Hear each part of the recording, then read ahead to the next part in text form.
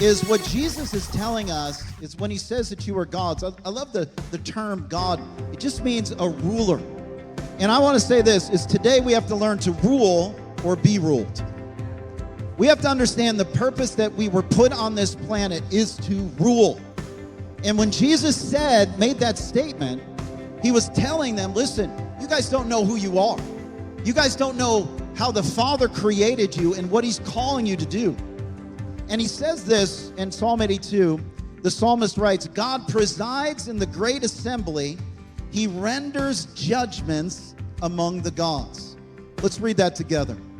God presides in the great assembly. He renders judgment among the gods.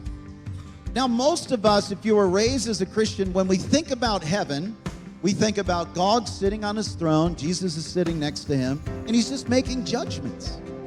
But what scholars believe, and what this psalm teaches us, is that God actually has a divine assembly around him. Not that he needs help in his decision making, but there is actually a presence of divine beings that when God speaks, he gets counsel from. Does that shake your paradigm a little bit? It's a little different paradigm than what most people have.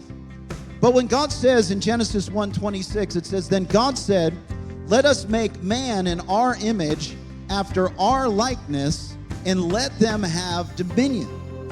So God is speaking to divine assembly. He's saying, guys, let's make man in our image.